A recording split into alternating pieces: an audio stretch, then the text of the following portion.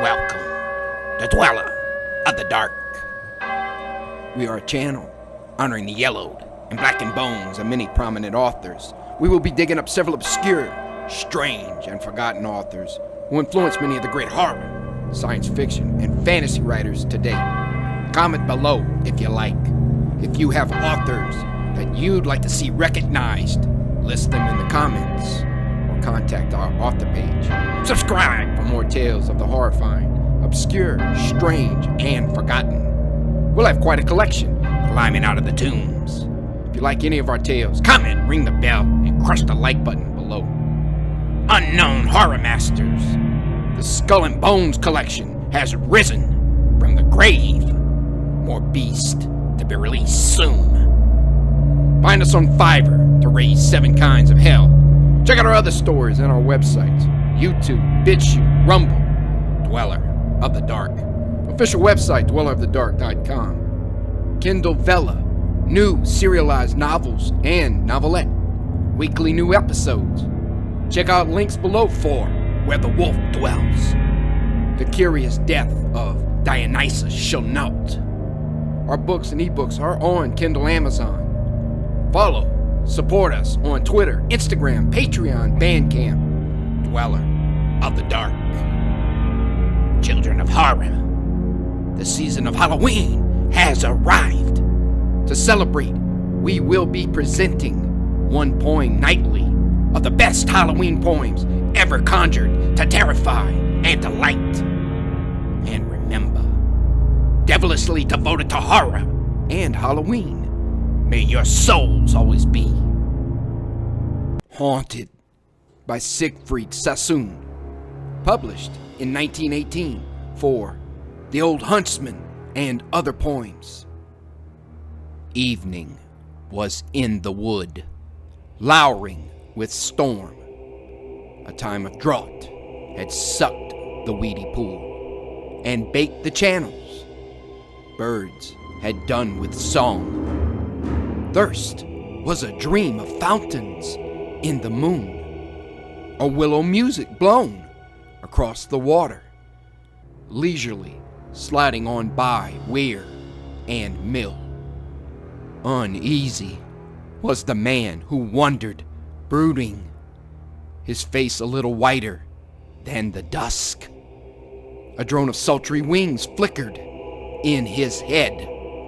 The end of sunset burning through the boughs died in a smear of red.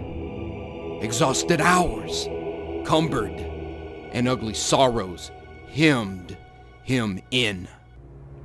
He thought, somewhere there's thunder. As he strove to shake off dread, he dared not look behind him, but stood, the sweat of horror on his face. He blundered down a path, trampling on thistles, in sudden race to leave the ghostly trees.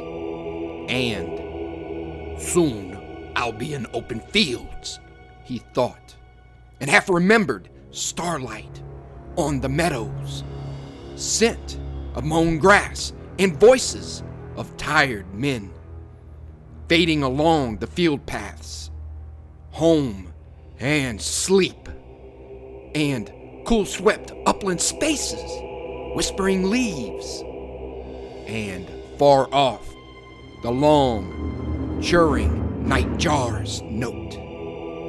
But something in the wood, trying to daunt him, led him confused in circles through the thicket. He was forgetting his old, wretched folly, and freedom was his need.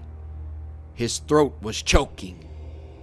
Barbed brambles gripped and clawed him round his legs, and he floundered over snags and hidden stumps, mumbling, I will get out.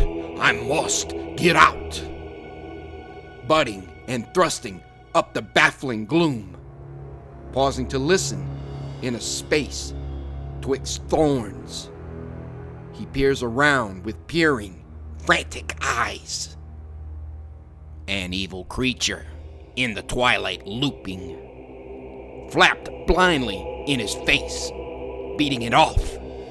He screeched in terror, and straightway something clambered heavily from an oak and dropped, bent double, to shamble at him, zigzag, squat, and bestial.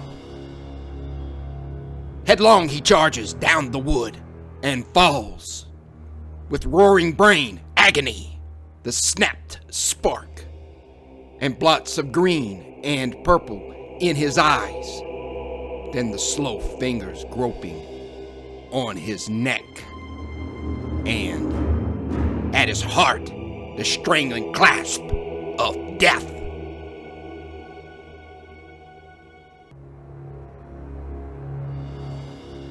Thank you for listening. Have a great night.